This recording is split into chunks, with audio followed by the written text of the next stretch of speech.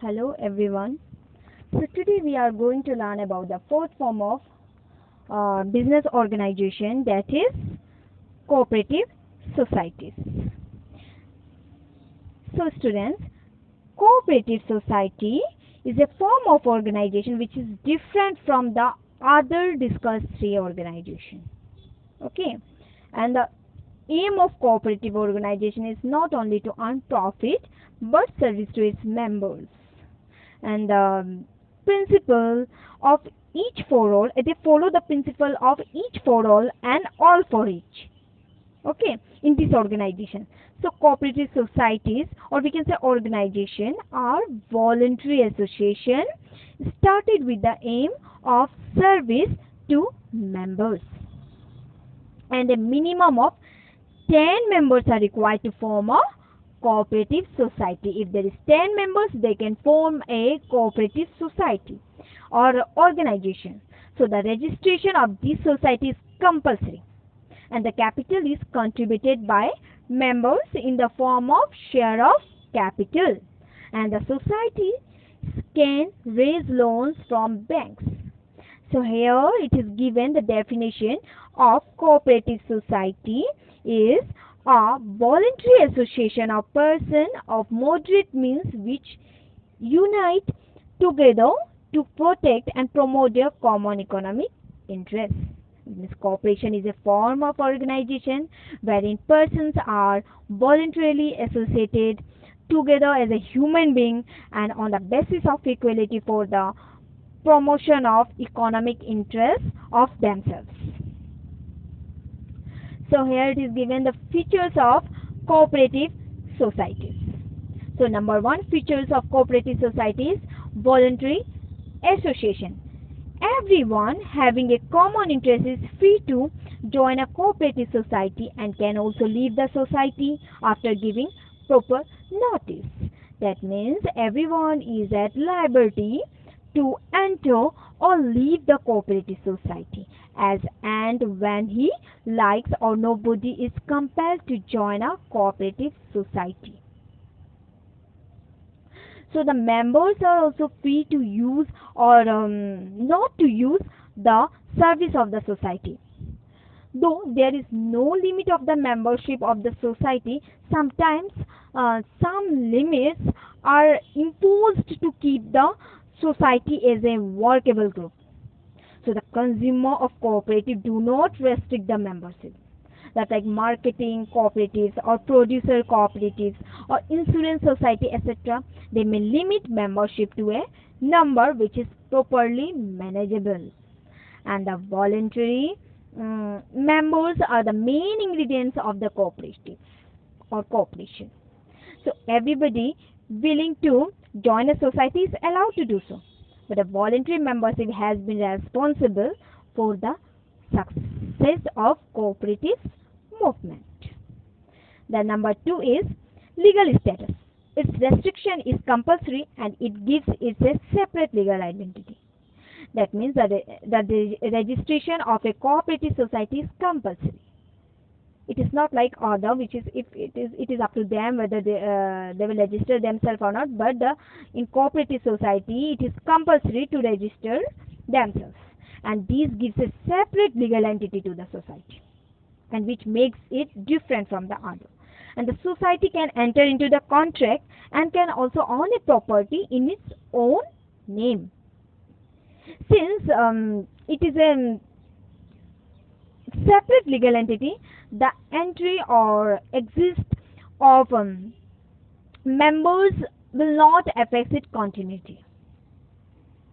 Then third features is limited liability. So the liability of the member is limited to the extent of their capital contribution in the society. That means the liability of members of a cooperative organization is limited to the extent or extent of amount contributed to the capital, and the maximum risk is only up to the amount invested by the members. The number fourth is democratic control. Management and control lies with the managing committee elected by the members by giving vote, Every members have one vote irrespective of the number of shares held by them. That means in cooperative society, every member is given one vote irrespective of his contribution towards the number of shares held by a person. So person having large number of shares control the organization. And in a cooperative, nobody can control the society on the strength of their capital, but on the strength of the share control. And all members have equal voice in the management of society. Everybody have the equal voice. They can raise their voice in the management of the society. And the wealth of the member is not played here. The wealth of the member is not helpful in controlling the organization, but it can control by the strength of its shares. Then fifth number is service motive. The main aim is to serve its member and not to maximize the profit. So the main aim of this organization is not only to raise their profit, but to help their member or provide service to their member. The primary objective of this society is to provide service to its members. And the aim is not only to earn profit, as in the case in all other forms of organization. Other forms of organization, their main motive or main aim is to earn profit, and they only depends on the profit. They only wanted to earn their profit.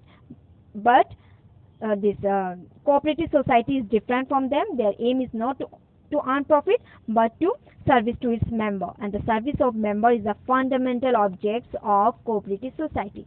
And the society earn a small amount of profit to cover up the administrative expenses. They only earn a small amount of profit to cover their administrative expenses.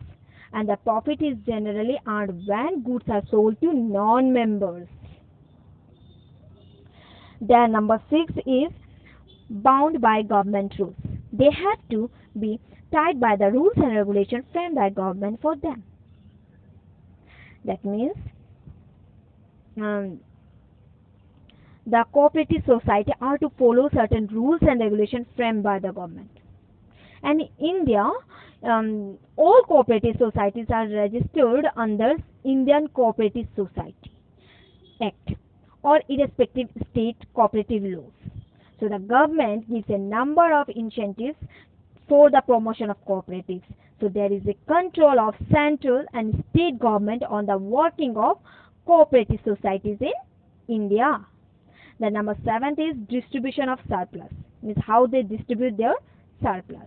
The profit is distributed on the basis of volume of business transacted by the member, and it is not on the basis of capital contribution of the member.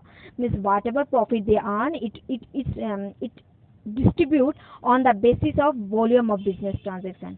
But it is not on the basis of how much wealth or how much contribution the member has given to the society or organization. But it is totally on the basis of volume of business. The next is merits or advantages of cooperative society. So number 1 merit is exercise of formation. That means it can be started with minimum of 10 members. And registration is also easy as it is require very few legal formalities. That means in these types of organization, it can start by a minimum number of 10 members. And there are a minimum number of legal formalities for the registration of these societies or organizations. So these organizations are registered under Cooperative Society Act 1912. Yeah, 1912. Then next is limited liability. The liability of member is limited to the extent of their capital contribution. That means here the liability of a members of cooperative members is limited, and it is limited to the extent of capital contribution. So the personal assets of the member cannot be taken for meeting liabilities of the society. Then number third is stable existence. That means due to registration, it is separate legal entity and it is not affected by the death or luxury or insolvency of any of its members. That means a society is a separate legal entity and it is not affected by the death or insolvency or exit or entry of members. So the society remains stable irrespective of any change in membership. Then number fourth is economy in operations due to elimination of middlemen and voluntary service provided by the members. That means the management of a cooperative society is in the hand of persons elected by the shareholders.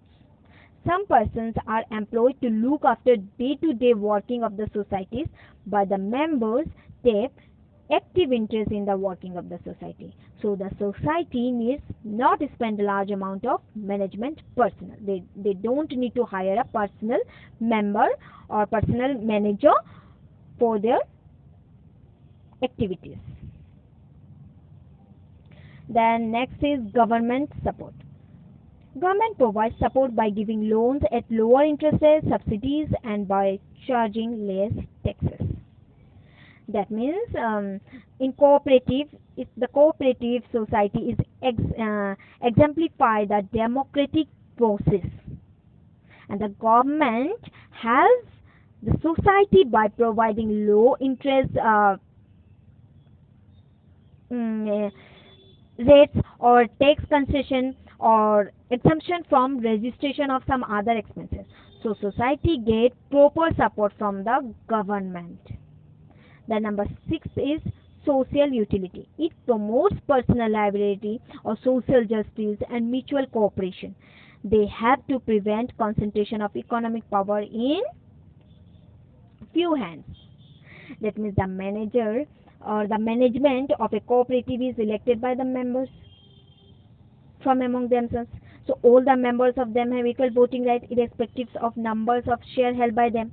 Yes, and every member has equal to say in formality policies of the society. So these associations are run on democratic principle. Yes, so and these principles help them to prevent concentration of economic power in few hands, because everybody has the equal rights or they can raise voice for their organization. Then next is limitation, then demerits or disadvantage. The meaning is same. Okay. Number 1 is shortage of capital.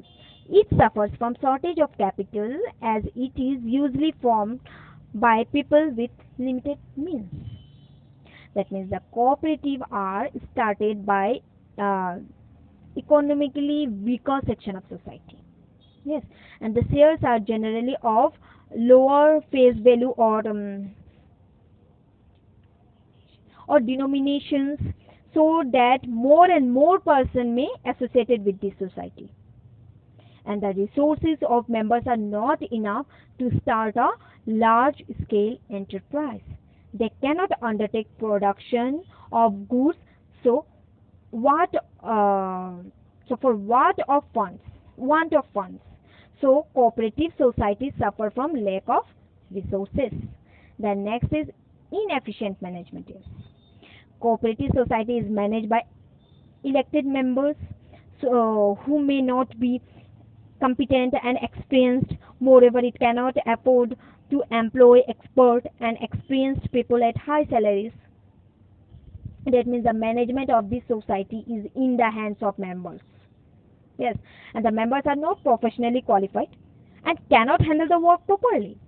So this society cannot afford to employ professionals because of high salary demanded by them, and the management of this society is low and inefficient because they don't have the experienced people.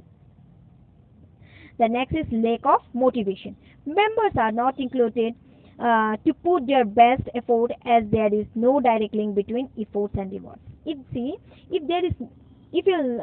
are not giving any rewards or any benefits or profits, it is very difficult for people to do the work or to motivate themselves. Yes, so for the instinct or extinct motivation, some rewards or benefits or profit is needed.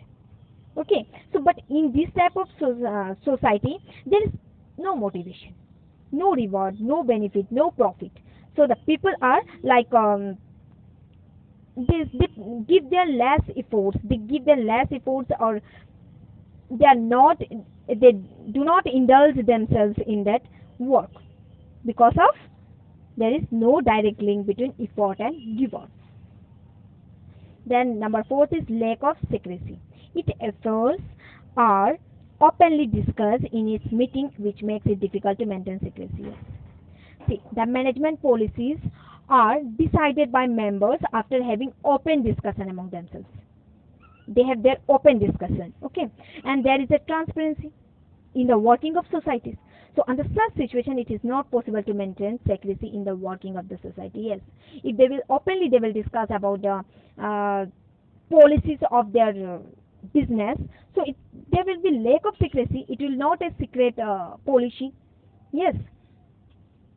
So they face the lack of secrecy among themselves.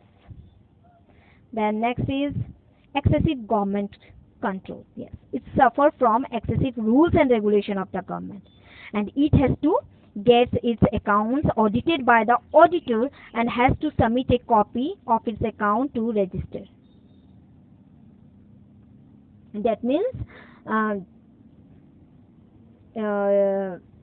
this this organization, by providing various concession on the society, government keeps a control over their work in this organization, because government is paying the various concession on this society.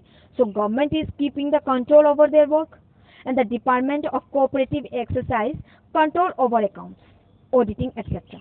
So the day-to-day interference by the government affect the freedom of societies and has negative effect on their working.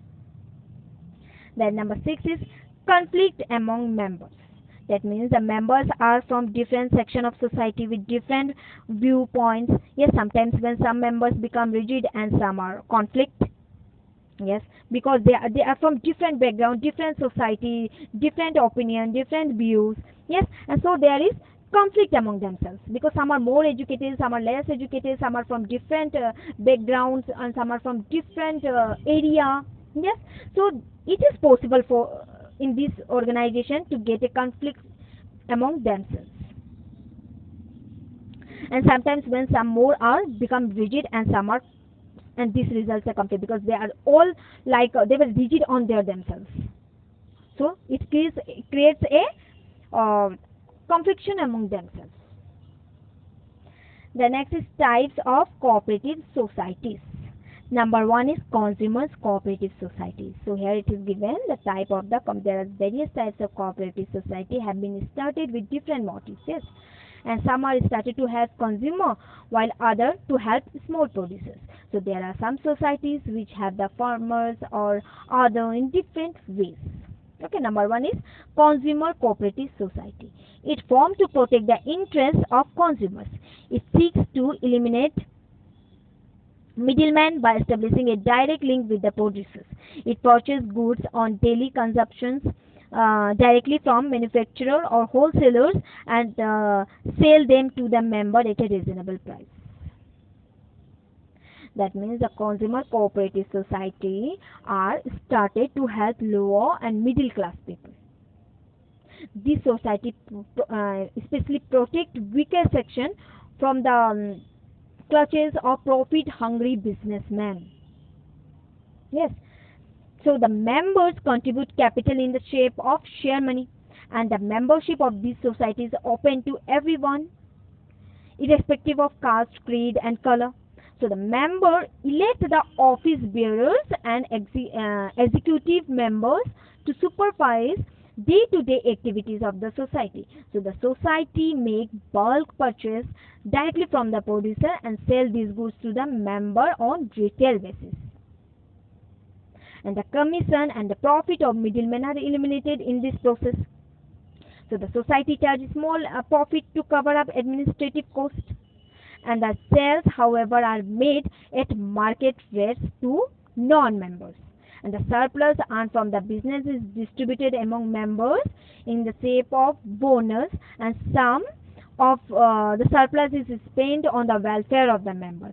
So in India, consumer cooperatives are started under the control of government, and the government sells essential commodities to consumer at regulated price through cooperative societies. And the cooperative stores, as they are called, are working both in urban and rural areas. So number 2 is producer or cooperative societies. Producers cooperative society. The main aim is to help producers who can easily collect various items of production and face some problems in marketing. These societies purchase raw materials, tools, equipments, and other items in large quantity and provide these things to their members at reasonable price. So these societies are established for the benefit of the small producers who find it difficult to collect various factors of production and also face marketing problems. So the purpose is to improve economic condition of the small producers by giving them necessary facilities. Like production cooperatives, there are two types of these producer cooperative society. There are production cooperatives or industrial cooperatives. Okay. Then next is marketing cooperative society. It performs various marketing functions such as transportation, warehousing, packing, grading, marketing research, etc. for the benefits of its members. The production of different members is pooled together and sold by society at good price. That means the marketing cooperatives are association producers for selling their product at remunerative prices.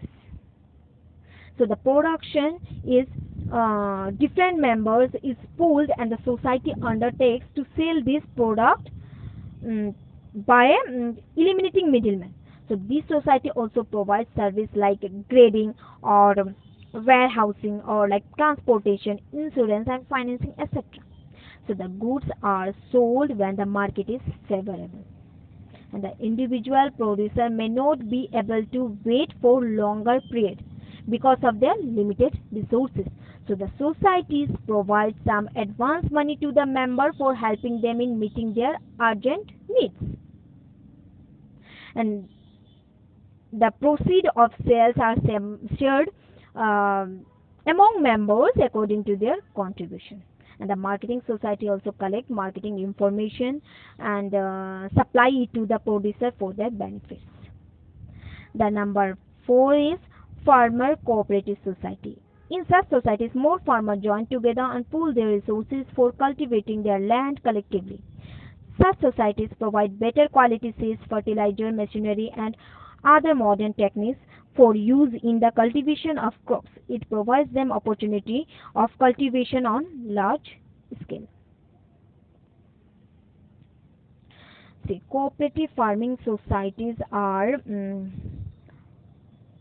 voluntary association of farmers. Okay, and it is formed to reap the benefits of large scale farming on scientific lines. So better farming increase production and improves the economic position of the members. So small farmers will not be able to use improved technology for want of resources and small holding. So the land is pooled to take advantage of agricultural technology. So there are different farming cooperatives or different types of farming cooperative. They are cooperative better society. That means this society are formed to improve method of farming and to arrange facilities connected with the use of machinery, harvesting of crop and marketing of the products. Or then cooperative joint farming society or tenant farming society or collective farming societies. The number 5 is credit cooperative society. Such society protect the members from exploitation by money lender, and they provide loan to their members at easy terms and reasonably low rate of interest. That means these credit cooperative society are formed to give financial help to small farmers and the other poor section of the society. And the village moneylenders charge exorbitant interest rates and exploit innocent poor people. That's why this society is formed, to help them or to save them from debt, all reasonably useless things. The number 6 is cooperative housing society. The main aim is to provide house to the people with limited means incomes at reasonable price. That means the low and the middle income group people are not able to construct their own houses for want of money. And this housing cooperative society help that people to own their houses. And these housing cooperatives are of different types. Some society construct house and give them on small rent to the members, and the members do not become owners, but the rent is nominal. And these societies are not popular because the instinct to own a house is not satisfied. And the second types of society acquire land and give the plot to the members for constructing their house themselves. And the society also arrange loans for their members from financial institution and government agency. And these loans are advanced against the security of their house. And this type of society are very popular in most of the states in India. And the third type of society acquire land and construct house themselves. And the constructed house are handed over to the members. And the members pay the price in easy installments spaced over a longer period. And this society economized by purchasing construction materials in bulk. So these societies are popular among poor families especially. And the purpose of all these societies is to help the member in purchasing land and constructing houses. And in addition to housing cooperative, many government agencies like what is the name? State housing boards help economically weaker section of society in owning their houses and pay the price in easy installment. So this is all about cooperative societies. In next video we will discuss about joint stock company. Thank you.